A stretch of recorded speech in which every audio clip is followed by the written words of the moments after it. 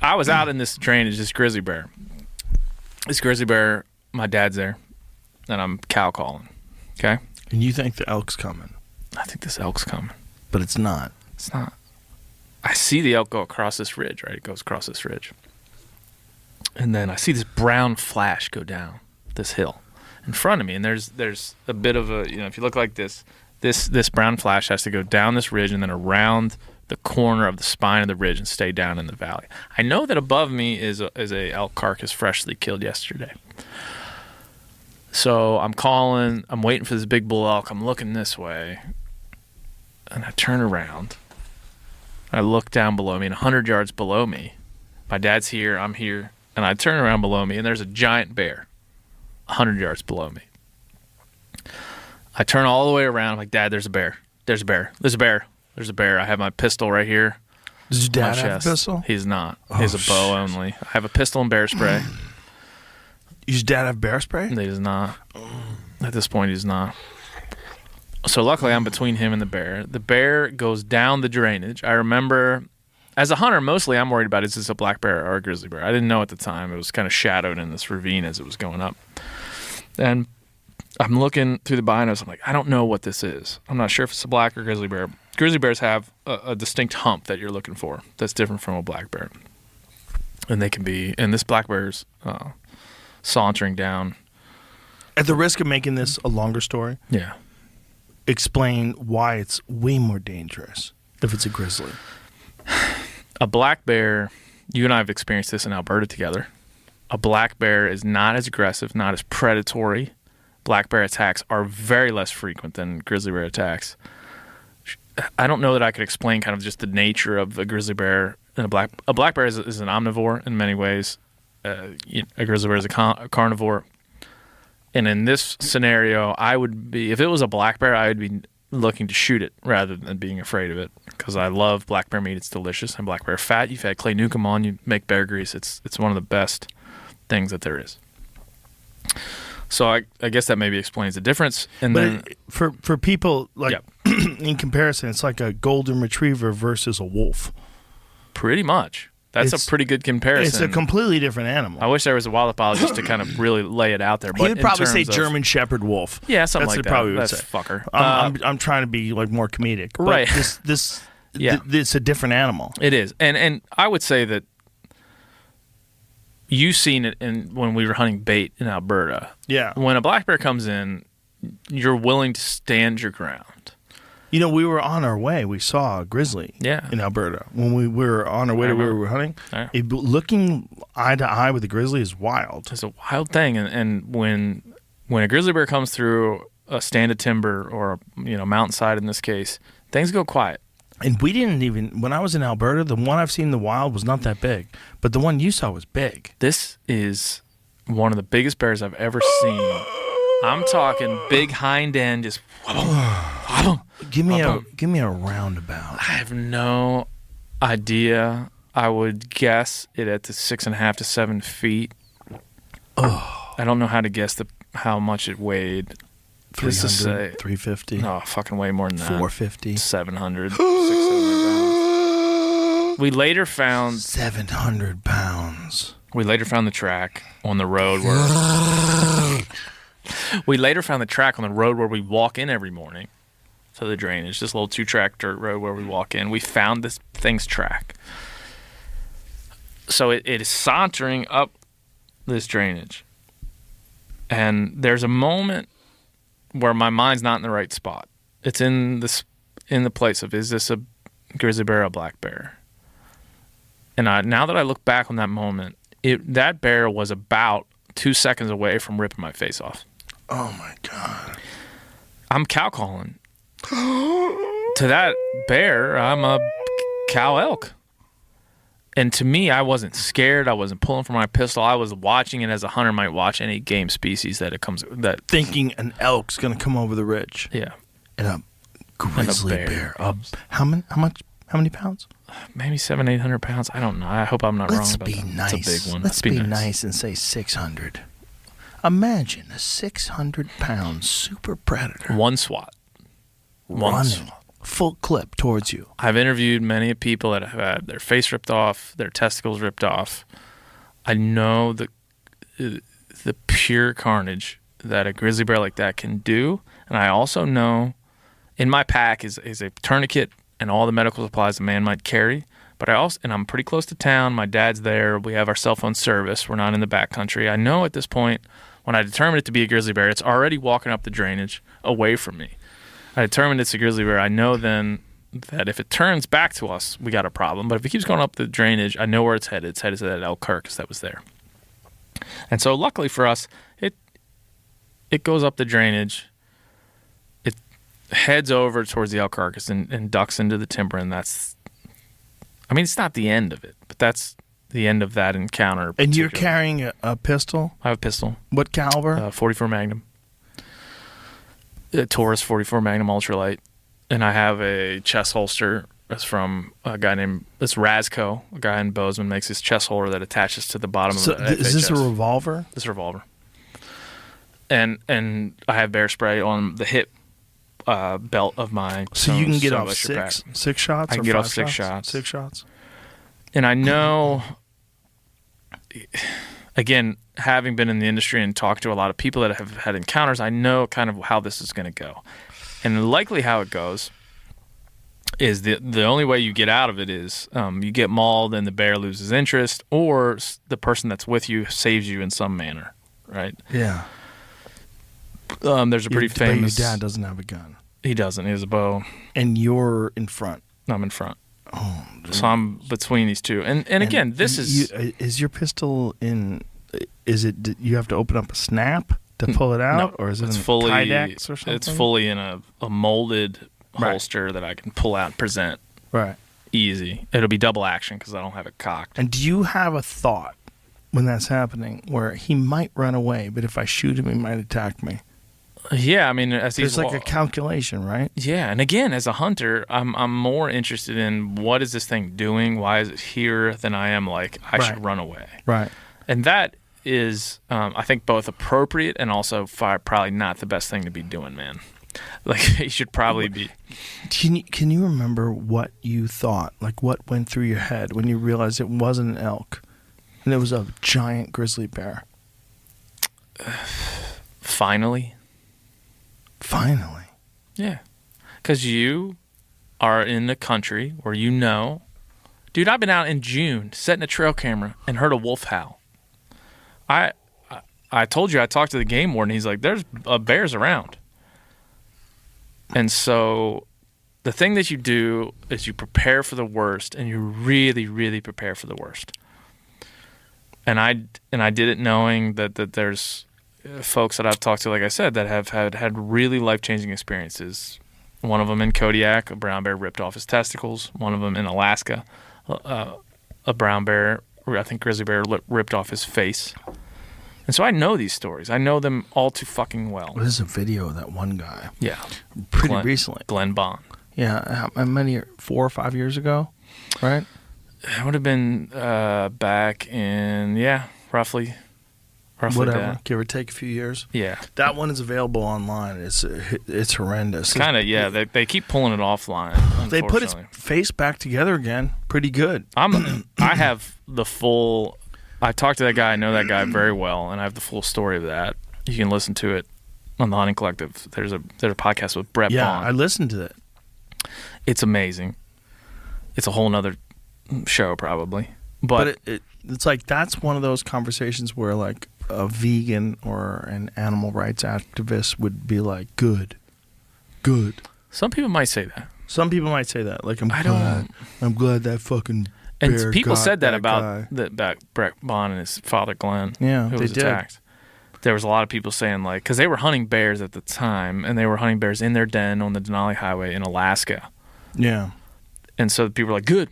You hunt them in their den, that's what happens. And again, and that's where I come back to the emotion of finally, because so much of my hunting life in Montana has been anticipation of those encounters. And that was the first ever? With a grizzly bear, yeah. Wow. Well, not the first ever in my life. First ever in Montana. I was once on a caribou hunt up in Northwest Territories. they helicopter you out into the middle of nowhere, and then you have I think a 12-hour delay before you can hunt once you've been helicoptered into the wilderness. I think it's 12 or 24 hours, but you have a delay before you can hunt. So you literally have to sit there and wait. And we were there at a time in August when there was no darkness. It was literally light pretty much the entire 24-hour day. And so we sat on a ridgeline, and we were glassing for caribou in the period where we couldn't hunt. And here comes this sow grizzly bear down this drainage. Every bush that she went by, whack! Every piece of moss, she just whack! Just crushed. She was upset. She's having a bad day. Whether her cub got taken or she was just in a predatory mood, I remember glassing her with a spotting scope going like, hope she doesn't come over here. And we were sitting on kind of a... Is that normal behavior when like a cub gets eaten by a boar?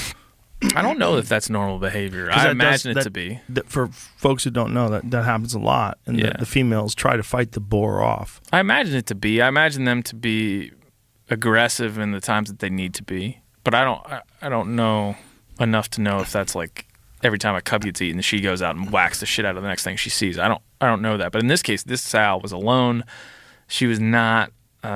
she didn't look all that mature, but she was going down this drainage. Just everything she saw, she was hitting. And I thought, well, if she comes by me, you're fucked. I'm fucked. Yeah. And we were kind of on what we would call a glass and tit, which is kind of a raised up ridge, and glassing. And she got at some point below us where we couldn't see her. What a terrifying idea of a mad grizzly, like a road raging grizzly. You're like, dude, oh.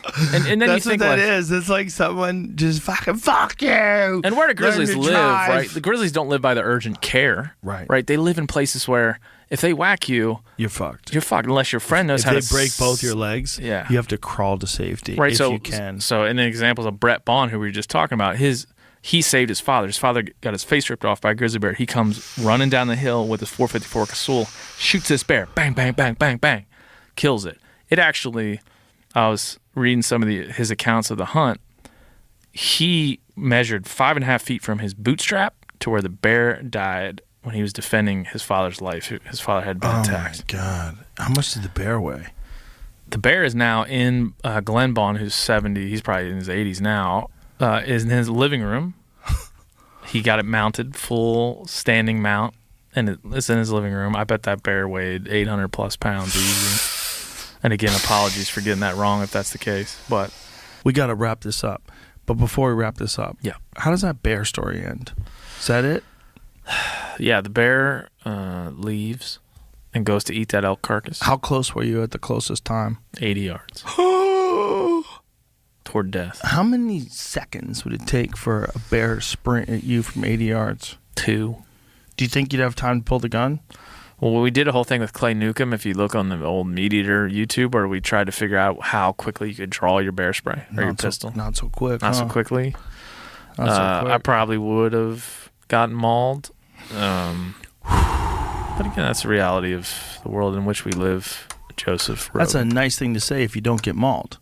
If you do get mauled, you should say, I should take up roller skating. Yeah, if you don't get mauled, you're like, ah! If you don't get mauled, you're like, I am going roller skating from here on out. I'm going to take up crochet. Yeah. Like if you got mauled and you had the opportunity to not get mauled, you're like, yeah, I'm going to do something else. I'm going to keep my face. There's, you know, about the Sundarbans in India? Yes. That's a crazy place. Crazy. I did a bit about that in my act as well, back in 2009, my Comedy Central special, where over a period of 200 years, they think somewhere in the neighborhood of 300,000 people have been killed by tigers in the Sundarbans. Right. Isn't that nuts?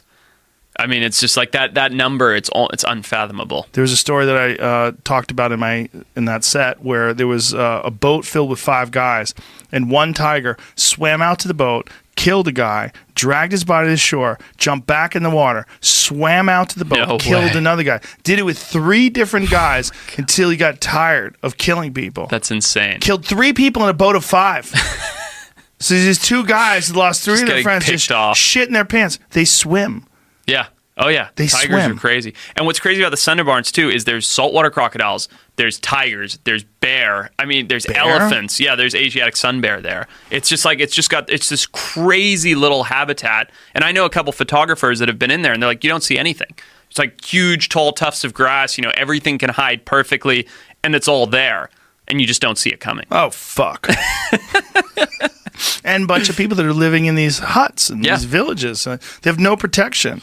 But you said something earlier today about how your friend projected the wolf howl into the... Not my friend, that guy in that thing that we watched. that weird That wolf guy. Gotcha. The wolf expert. But what I love, I find that those non-conflict mitigations are going to be the wave of the future, right? Using technology to come up with biocontrols like a wolf growl to other wolves, or an alarming sound or a smell that animals don't want to interfere because of territories. I think that stuff's fascinating. It is. Yeah, I agree. It really is interesting. And I think one of the cool things about all this wildlife is that if we handle it correctly, we can make sure that these things are sustainable and they stay around, and we can still be like just marvel at their presence. Yeah. And it is possible to keep wolves here. Yeah.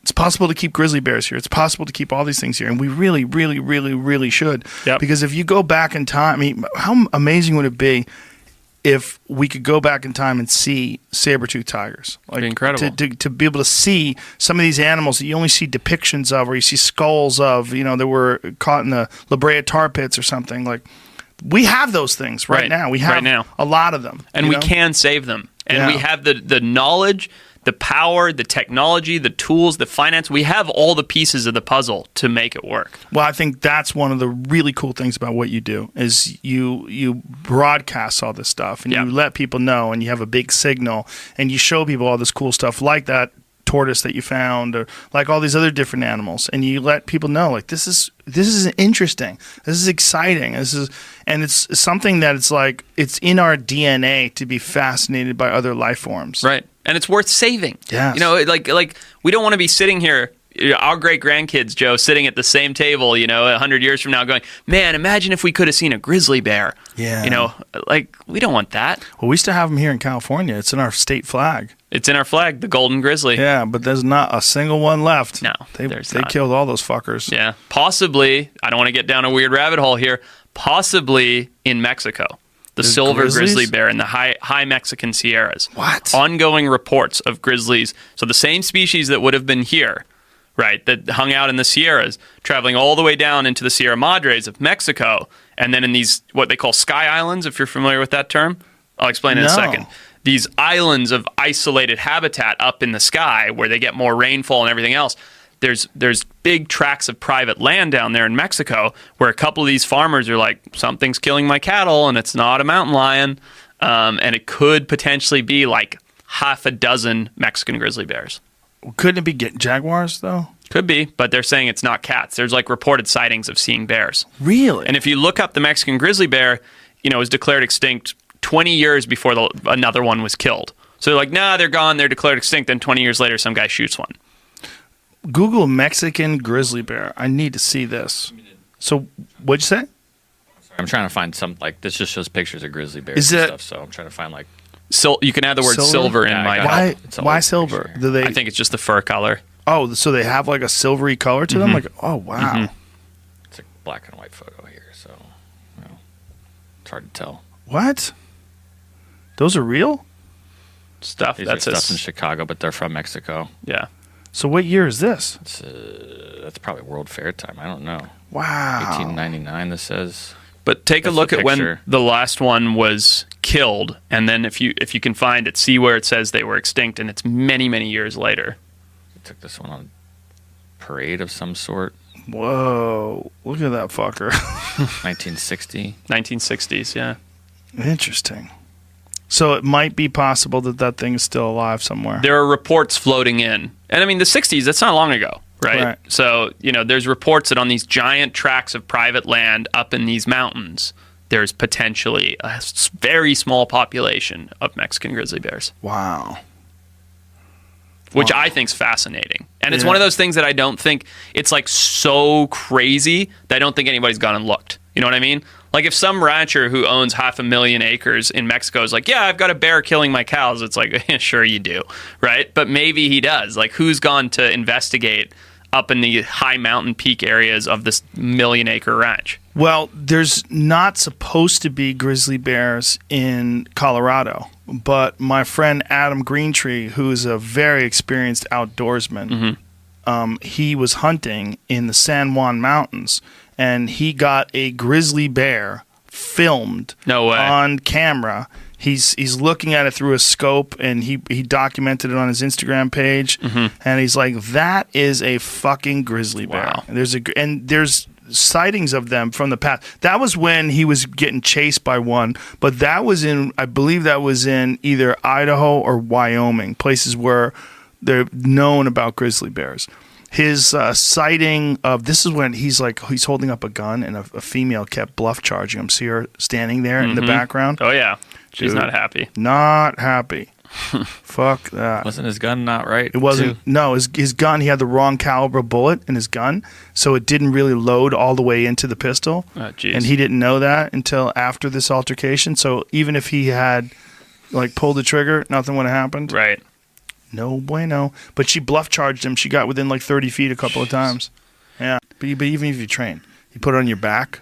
Let's say if you put a llama in a backpack. Say you got a fucking Kafaru backpack. Yeah, good luck. Stuffed the llama in there. You had the whole llama. You zipped it in. Had it. Okay, go over that fence. You'd be like, what? My buddy who's a guide in Alaska, my buddy Chad, he said that they were climbing up this mountain. It was a fucking nightmare. They just slogging up this steep mountain, just and they were looking up, and they're like, God damn, this is a nightmare. And you're making inches. Yeah. You're just and you got a backpack, and it's just when is this gonna be over? And don't try not to think about it. Digging.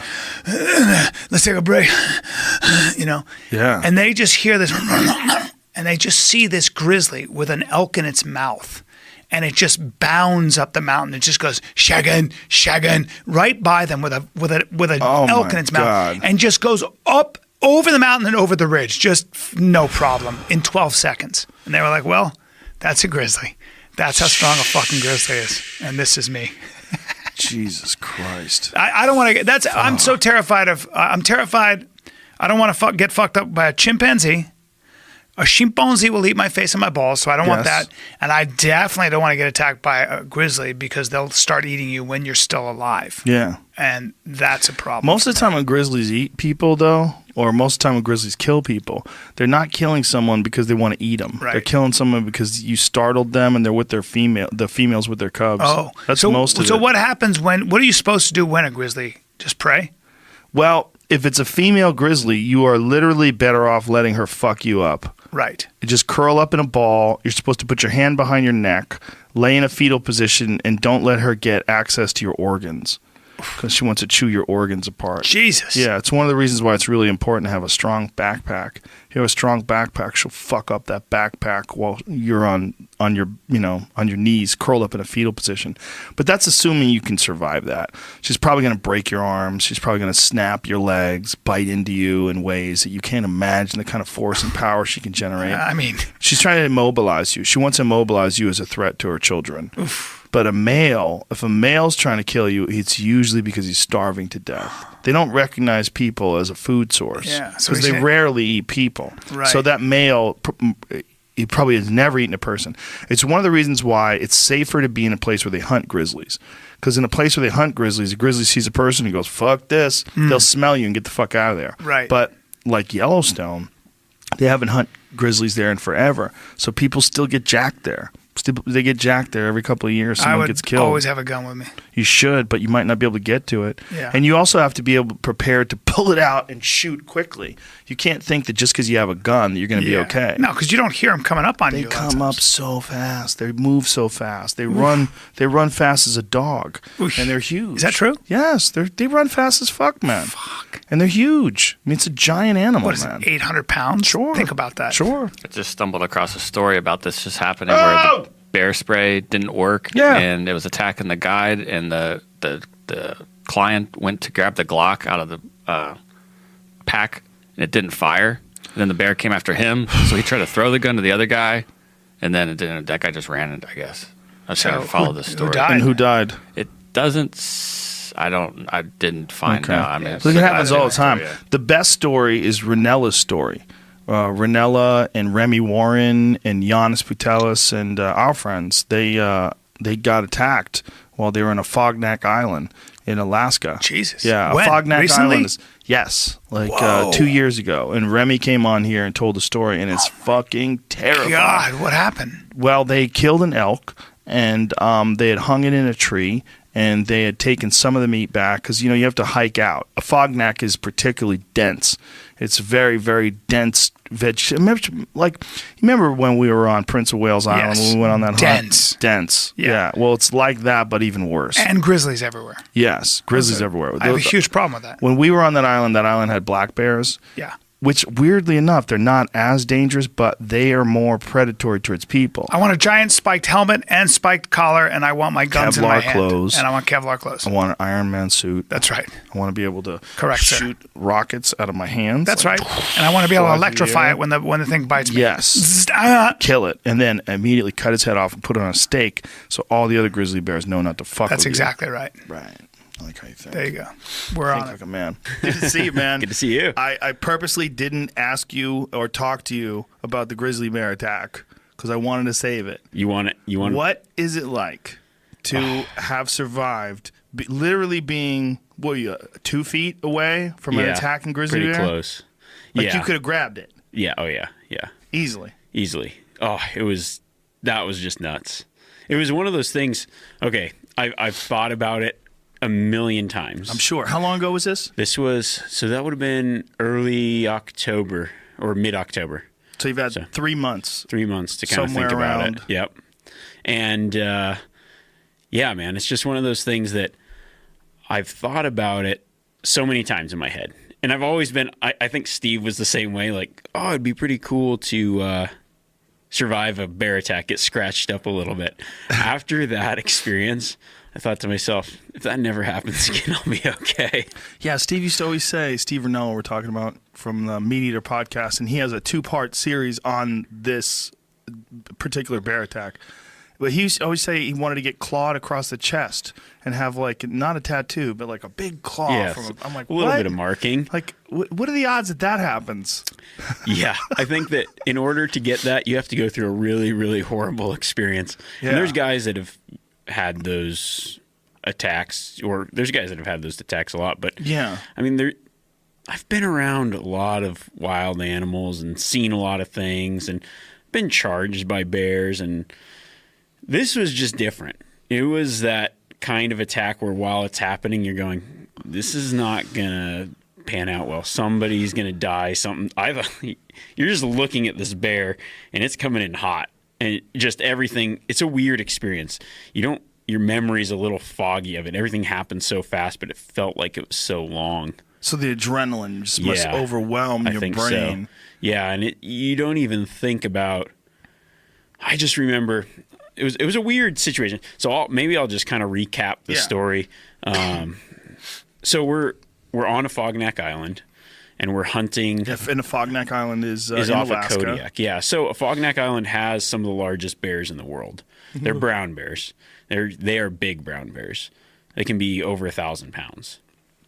So we're hunting elk there. My brother and myself have hunted elk on that island before, and it's just a miserable place to be. What's a fascinating hunt, the way you guys were describing it, because just the fact that you would choose out of all the places you can go, you pretty much can go anywhere you want. Yeah. You chose to go on this brutal adventure hunt because it's so difficult, and because because like Ranella was talking about this once, and the way he described it is like there's things that are fun while you're doing them, but they're not fun later, like roller coasters. Yeah. And then there's things that are terrible and awful, but you'll think about them forever and look back at them fondly. Yeah, that's exactly what this is. It's that, after the fact, you think back and you go, in the moment, you go, I will never do this again. And then about a year later, you go, I should do that again. It's weird. And what is it about the place that's so miserable? Well, it's hard to walk through. It looks easy hiking, and there's just this big mountain where you can get to with a plane. You've kind of got to climb this big mountain, and the vegetation is so thick and it's so steep that it takes forever to go somewhere. So to put it in perspective, to go, say, a mile might take 5 hours. Whoa. That's how much like a mapped mile. Yeah. So the way the crow would fly, if you're just going a mile, and then another distance could take you half that time or a quarter of that time, but there's a big mountain in between where you need to go, plus the vegetation, and it's really steep. So you've got all that kind of working against you. Plus, you can't really walk in just a straight line there. You've got to navigate around all kinds of stuff. And there's you from. Play some of this, Jamie. That was. It's been destroyed, and this is just a rough day. Real rough. So that was after the bear attack. Right afterwards. Yeah, I'll have to figure out, because right after the bear attacked, I pulled out my phone and was just kind of like recording everyone's reactions, and then I put it on my Instagram story. But I'll try to find it tonight and I'll post it onto some. I'll figure out a way to Instagram stitch stories. it together. They let you save them now. Now you they can do. save Yeah, some this of was them. like 3 weeks before that, unfortunately. So this place is miserable. It's rainy all the time. Rainy, It's high winds. thick, dense vegetation, and literal monsters. Yeah, I mean giant bears, and then big. The elk are probably. What do they weigh? They can weigh up to 1,400 pounds. These elk, so the Which size is of moose. way bigger. Yeah, it's like the size of 2 normal elk weight wise. Because like an average elk would probably be around 500 pounds in most places. A really yeah. big one, like we were talking about the California ones at Tahoe, sometimes can get to 1,000. Yeah. This is another 400 pounds bigger Exactly. than that. That's a lot. That's a big animal. giant animal. And there's bears that eat those giant animals. So those bears are giant. The bears can be over 1,200, 1,500 pounds themselves. 11 feet or more. Yeah. 11 feet? 11 feet. It's nuts. 11-foot bear. No. This one that attacked you guys, how big do you think it was, if you had to guess? I would say, well, I would say it's 11 and a half feet because, because actually after we went in there, my friend who's a pilot there and dropped us off, he called me about a week or two later. He's like, they shot that bear that went after you guys. Somebody went in there, same place, bear attacked them. They killed it in self-defense. It was 11 and a half feet, and I think almost 1,200 pounds. So there's very good odds that that was the same bear. I would imagine that it was. There's very, I mean, Because it was the same area. Same you area. Probably had taken over that area. Seemed about the same size. When it came in, I thought that's a big boar. It wasn't one of those ones you think, oh, that's a. It looked like a big mature animal. In the piecing together what happened in my mind later, but yeah, so we're hunting elk on this island. Steve ends up getting an elk. We hang it in a tree. We do all the stuff you're supposed to do, get the meat away from the carcass. But we had yet to see a bear up until this point.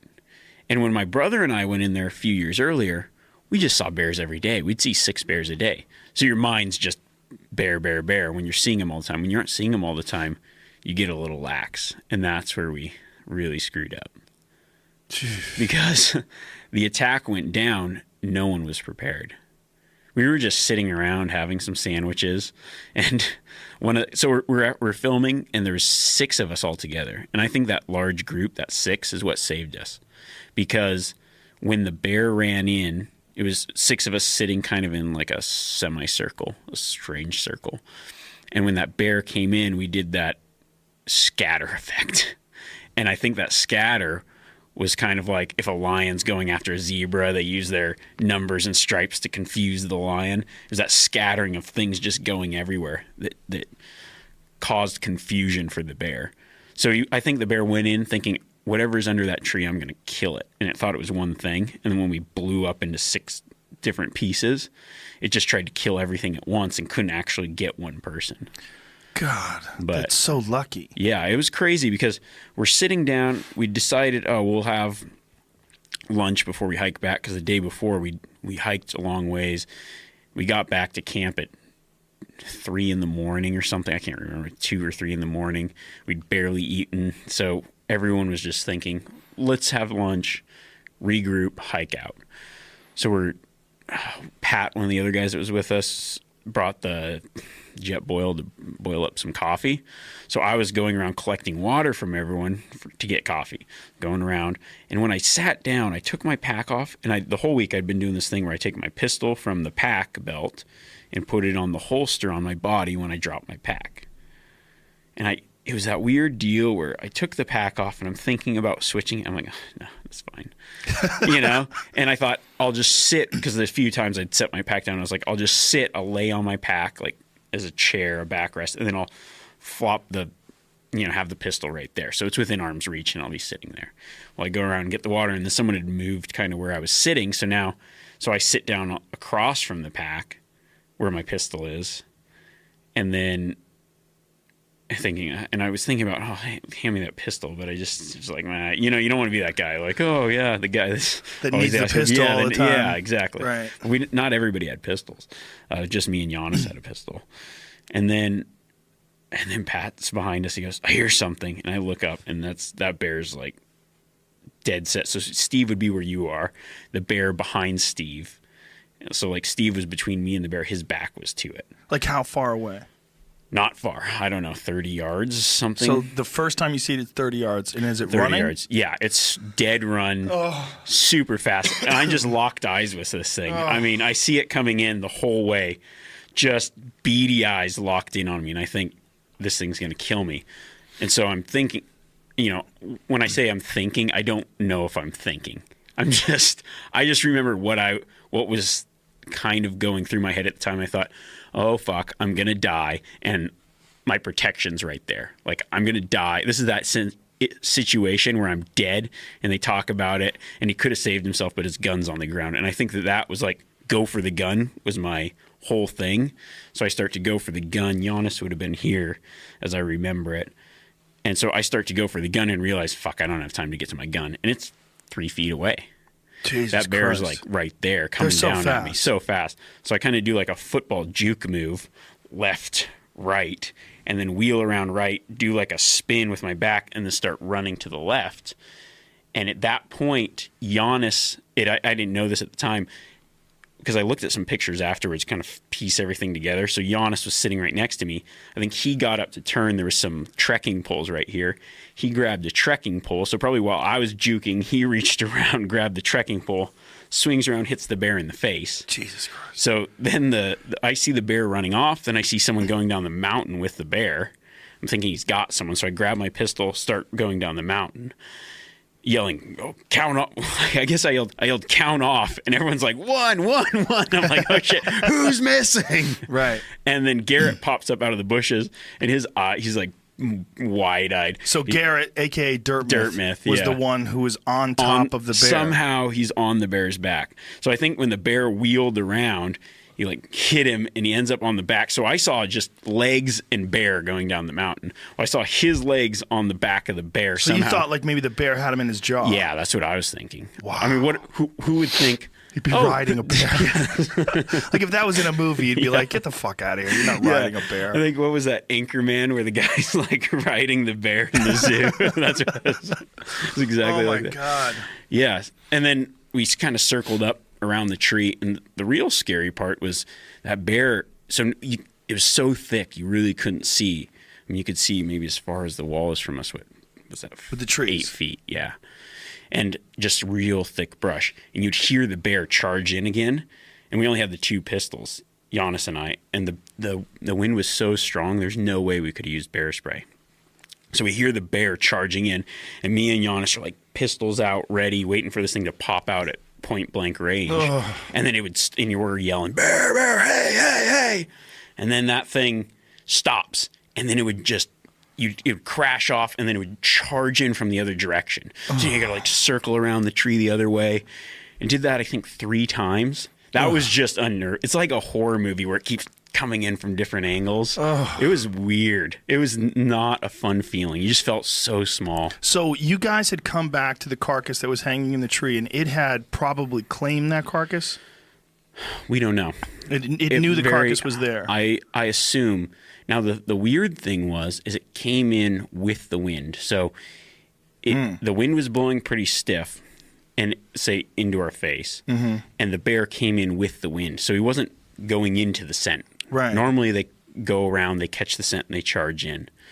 So I don't know if he had heard something, if he was there. We saw what slightly looked like bear sign. Both Steve and I kind of pointed it out, but we were thinking maybe it was something older. When you say bear sign, you mean bear shit. Yeah, bear shit at the base Yeah. of the tree. Yeah, and so I think we did some things that were wrong, but in the instance, what saved us all. Now, if we were to do it 100 times over, I would say I would do it differently, but it worked out how it worked out. So I obviously wouldn't. I would never opt to just have nothing and have this weird scatter effect. Yeah. But I think that what saved anyone from getting hurt, which is a miracle, was the fact that when we scattered, it just confused that bear, because he kind of had this look after he started wheeling around, kind of like trying to pick a person, trying to go, and he couldn't target one individual. And then things started hitting him, and somebody's on his back, and I think it just freaked him out, and he went off to regroup, keep charging back in, but never made that full charge all the way back in again. Wow. That's crazy. How many people have ever gone through a bear attack unscathed like that in a group of 6? Yeah, and the thing about it wasn't just a bear attack, but looking at it later, had someone even been grabbed and mauled, not to death, but injured, I think that it would have been very unlikely that that person would have survived, because the weather that came in was so bad. I don't know if it was 100-mile-an-hour winds. I mean, you aren't getting rescued in 100-mile-an-hour winds, I wouldn't think. Right. I don't know. Those Coast Guard helicopters, I'm not really sure what they're capable of. Maybe someone would say, yeah, we'd go, but that would be a very hard thing. I like that you think about how long you have left on the planet. I think you should. Yeah. Yeah. I wake up, I try to think about that every day. Try to How like politicians, they'll enter office and they'll make a clock set for like 4 years or whatever, and it counts down. I need to get one of those, like for life. for like roughly my life expectancy, and Yeah. it counts down backwards. Well, don't you think that your life expectancy, I mean, you are one of the few people that I know that has almost been killed by a grizzly bear. Well, yeah, You had a real in a shot. situation like in a You had brush, yeah, had a real shot. something enough where it was scary enough that I now that I've studied it a fair bit, that I now know I had a mental. I had like a near death experience mental experience, even though I was unharmed. But it jarred my brain. So hard. It jarred my the minute or the seconds that occurred jarred my brain so hard that as I've tried to be curious about and study about what happened in my brain, its parallels are all found and it's discussed by people who discuss near death experiences, which might just mean I'm not as tenacious mentally as I'd like to be, but my brain got joggled. But don't you think that Is joggle the word? it is now? Don't you think that when you're in contact with an animal that's that large, I mean, a predatory animal that's, how big was it? 10 feet? How big was that grizzly? Easily? Yeah, I don't want to. Enormous. It was like struck all of us, and we've looked at a lot of bears as being like a mature brown bear, Okay, so mature Kodiak brown bear. yeah, that's what we wanted to talk about. Talk about where you were at, Fognak Island, which is a place that has enormous bears. That whole part of the world is known for some of the largest brown bears on Earth. Yeah, it's separated from Kodiak by a narrow strait. It's like the Kodiak brown bear being like the world's biggest bear was just a neighboring island, but that specific specimen, I don't know, a mature Huge. animal, big. Just huge. Yeah. When you're around something like that, where there can be no doubt that you can't get out of the way, you can't fight it off, you're helpless.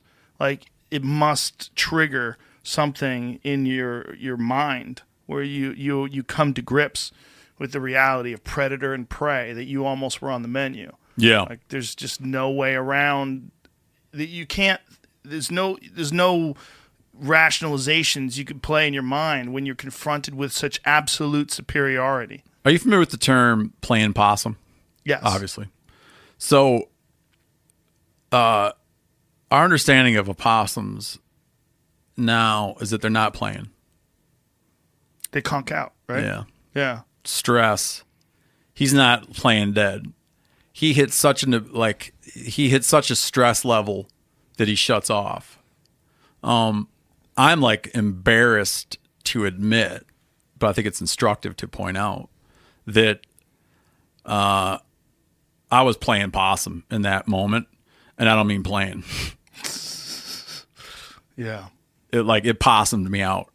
Let's tell everybody who doesn't know the story. Oh yeah, so real quick, Fognack Island. yeah, shooting we've elk. been yapping a long time, but we were hunting and had hung a elk up in a tree and left it for a day and a half, all the meat hanging in a tree, and we're camped a few miles away from there, and went back with a few guys to retrieve the meat out of the tree, and a bear had found it, and we were very, very aware that this might occur, and went up and investigated the area around the tree and determined that the bear hadn't found it yet. In fact, the carcass of the animal was laying not far away. It was untouched. In hindsight, there was a pile of bear shit that had been smeared on the ground. And I remember looking at that pile of bear shit and wondering if it had been smeared by a bear's foot or smeared by a boot. And I determined that it looked like it had been smeared by a boot, which would have meant we'd smeared the shit when we were hanging the thing in the tree. And then stupidly, we sat down to eat lunch. And within a couple minutes of sitting down and eating lunch, the bear came in, and it's open mouth past just 18 inches from my head. Jesus. And I was facing away, so I was the last one to see it. Giannis, who you know, he had a pistol, he had bear spray, but he hit it in the head with a pair of black diamond trekking poles. He had sat down, he's got spray, and set his pistol on his pack. But then when I talk about playing possum and all the shit that happens to you, his instinct is to smack it with a trekking pole. Wow. Everything you spend all your time thinking about how you're going to handle this, that, and the other thing. And sometimes it's disappointing that you don't handle stress that well. I don't know. I don't know where I went. One of our guys got run over by a bear, rode it down the hill. At that moment, I snapped out of whatever I was in, but it shut me down bad. I even noticed there's a thing that happens to people when they get really cold. They enter a sort of a self-fulfilling prophecy mentality. When you start to get cold, you lose, as you start to get really cold, where you could be in a hypothermic situation, people stop doing the obvious things that you would do to get warm. And I, as aware of that as I am, as many times as I've experienced that, I still see it happen to me. I still have to snap myself out of it. You're getting cold, you're getting lethargic, you're getting cold, more lethargic, the cold's getting worse. And I have to be you can step in right now and stop this. And I have to remind, it still doesn't come naturally.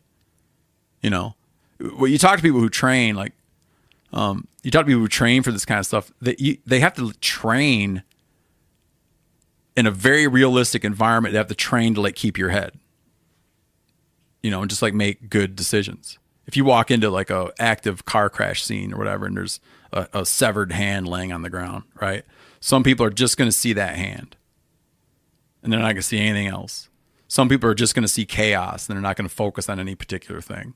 But it's the person can come in, see the hand, see everything around them, assess all that. It's just from exposure to that super traumatic stuff. Not that getting cold is traumatic, but I do when I look at how I respond to things, I do catch that there's a mentality to practice and learn.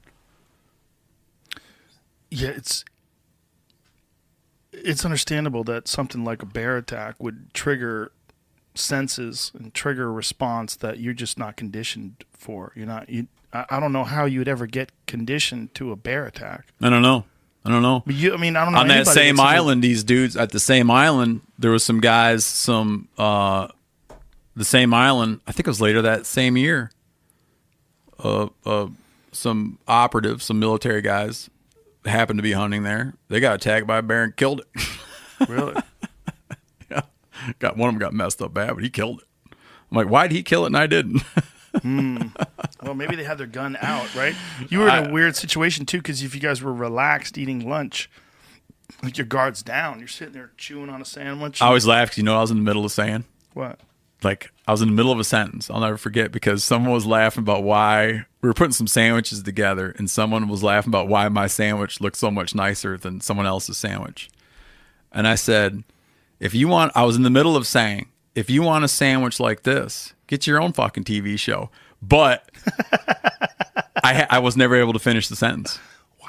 But I know I was in the middle of saying that when all of a sudden the people around me erupted off the ground as though like a landmine had gone off underneath us. Whoa. Because they saw it, and I didn't see it. I was looking the other way. And it came in running. Oh, just yeah.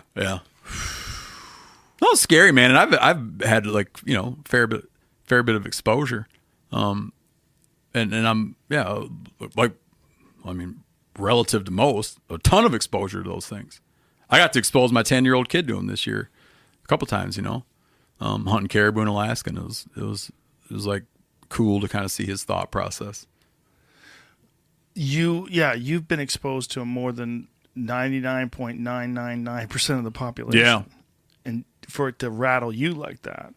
It was disappointing, man, because we're always talking about, I'm going to do this and I'll do that. And we're always like, yeah, I actually prefer the 44 over the 3 because, if I can't get it done with this, 13, I got 13 reasons he doesn't want to charge me with this semi-auto. It's like all this like bullshit, and all of a sudden it like hits and like, swat it with a trekking pole. I've only seen one grizzly ever in the wild, up close, and it wasn't a big one. It was like a 6-foot bear, but it looked at me in a way that another bear has never looked at me before. Yeah, I've seen black bears. Black bears look at you like, "What are you? Who are you? What's going on? Can I walk by you?" Like black bears look at people in a weird way. Yeah, they're like denizens of the underbrush, man. The grizzly looked at me like this. Just locked on me, and I was like, oh shit, like that is just a different thing. Like it looked at me like, am I eating you? Am I gonna eat you? Yeah, there's a mindset probably that comes from just not being challenged. Yeah. I don't know, but I feel like, remember when you told me that story about the monkey that you had when you were on Fear Factor? Oh that yeah, the chimp, monkey beat my ass. That when you held that little thing, you thought, this thing's made of wood. That's what I feel when I get you up on my shoulder. Oh. I'm like, damn, this thing's made of wood. That's hilarious. You start Dude, I was telling Jamie, I think I've told you this story. I've probably told it to everybody I've met, that I have a little baby chimp on the set of News Radio, like way back in the day. It was supposed to be in some stunt. Did I tell you this? I probably said it before. This little motherfucker was on my back, and he hit me a couple times, and I was stunned. I was like, oh, no, this is not what I thought it was. Like, I thought it was like a little person. Like, oh, this little person thinks he's a badass. Let me just calm him down. No, he got on top of me, just hit me a couple times on the back, and I was like, what in the fuck? I just was thinking it immediately. I started doing the math in my head and thinking what it would be like to be confronted by a full-grown chimp. Okay, well, that's my argument with the silverback versus grizzly. You said grizzly. Because grizzlies are even more motherfucking badass than a chimp. A grizzly can't. Like, there's no way a chimp can outrun a grizzly. There's no way. Not a chance in hell. What's I don't know if that's true. What is a silverback full speed? Have you seen one of those things coming through the bamboo? That a grizzly can outrun a silverback. Or whatever they come through? I know it. I feel confident. I think chimps are faster than gorillas, and I think a grizzly can outrun a chimp.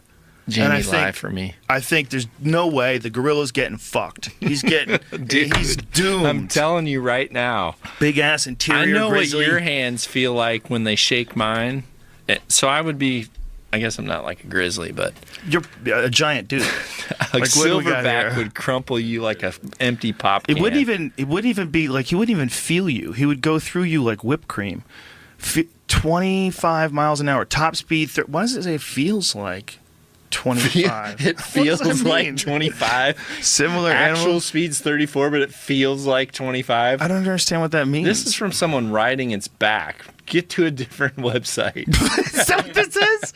Is that really what this is? I'm trying to see what that means. Oh my god, I love the name Wapiti. Where'd that come from? Do you know where that came from for elk? Speedofanimals.com. A wapiti? Yeah, what is it? Where's that word come That's from? what an elk is, dude. I A never. wapiti. It's actually a wapiti. Who called it the wapiti? What is that? Where's that name come from? I've heard it. It's a cool name. Wapiti Wednesday is a hashtag. Cam uses it a lot. Powerful Wapiti Wednesday. Chimpanzees use the same speed though. Is it? A chimp. I said a silverback. What? I don't want to know what Oh my a god! chimp is. But did you think a chimp is Get faster? that chump off there. Don't you think a chimp is faster than a gorilla? Give me a silverback. Okay. Have you seen a silverback come out of the frickin' the They're jungle? fast. 2020. See, told you. So Yeah, this is what okay. I'm thinking. So it's I'm speed thinking over the bear strength. gets 'em. It's just like an archery argument. Yeah, maybe. I think the bear gets them. Heavy arrow, slower speed. Fast arrow. But there's not much of a difference in the speed. It's real close. And a grizzly bear is so much bigger, moving so much more mass around. Like if a big grizzly is 500 pounds, a silverback, I'm pretty sure. I mean, a big grizzly, interior grizzly, what is a big one? Like 900? Is that really big? not a mountain grizzly. What- You can look it up. I But would they're the say, more aggressive ones, let's right? just say 600 to 700. And the really big ones are the coastal ones, right? Yeah. Which they call brown bears for some Brown reason. bears, yep. Why do they call Coastal. them that? Because it's the same animal. It's a different species. Is it? Yes. Yeah, They don't interbreed or anything. they're like that? bigger. They're bigger. There's just a Bigger. totally different bear. Yeah, one looks like a Volkswagen with hair, and one looks more like a Ford truck with hair. It's one of those other things where the one that has the scarier name is like not the biggest one, which is weird. Like brown bear sounds like, oh, he's so cuddly. And you see Yeah. those buses Polar on bear. Kodiak Island. Yeah, They polar sell bear. Coke. Yeah. Klondike bars. Yeah. What would you that's do? right. What would you do for a Klondike bar? would Fucking not polar bear's go your up buddy. there to Hey, go I'm up. your buddy. I live in a place where there's no vegetables. It's a conspiracy theory. Polar bears brought that up. Do you They think that literally it's- made those to make themselves look cuddly so humans would be stupid enough to walk up to them.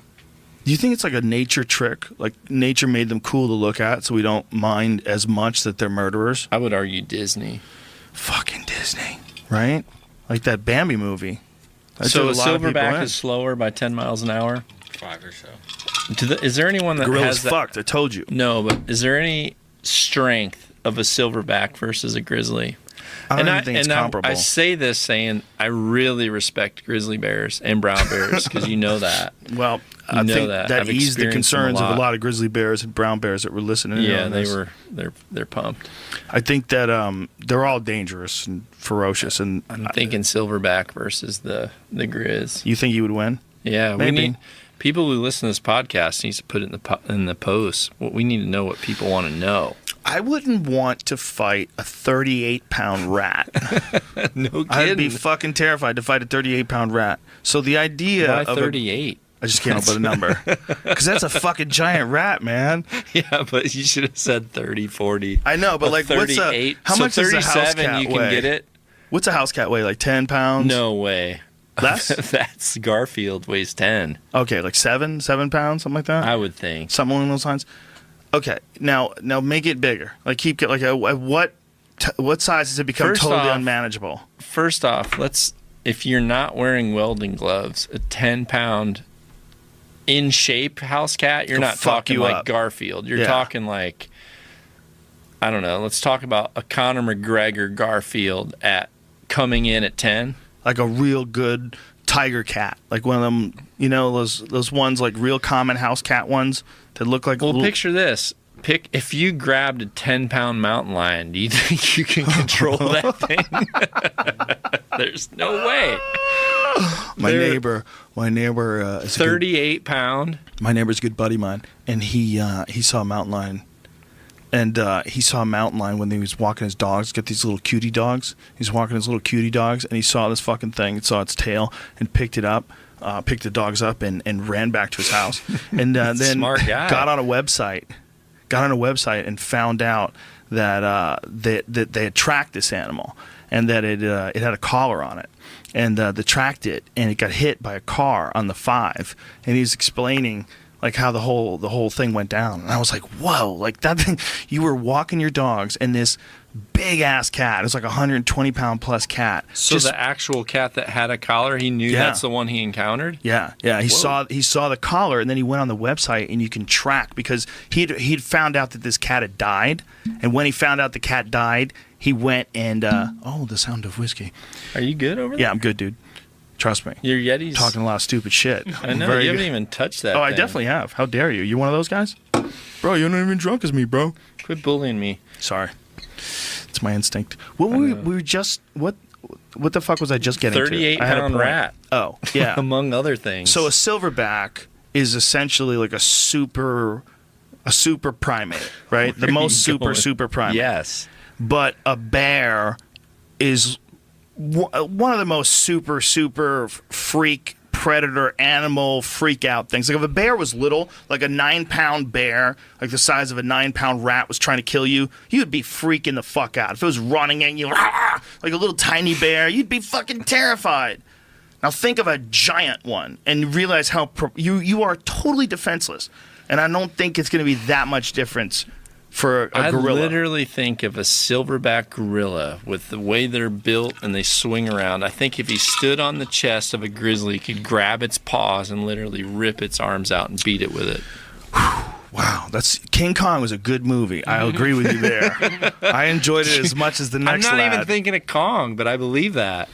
I don't think that's correct. I don't think they're that How strong. much is the thumb? The thumb does give an advantage, though, right? It could grab. Yes. And Wait. it's a little smarter. Yes. Can move around a little Yeah. faster. Jamie. Great. But he just the brought bear's the way thumb in. stronger. Way Yes. stronger. Way stronger. It could smack it once and probably No, knock we it need out. to. Well, I I've just seen think- that. I think I've a seen bear is- I've seen a grown mountain grizzly hit a moose and can it. Yeah, you told me that. That I've seen. You saw it with your own eyes, right?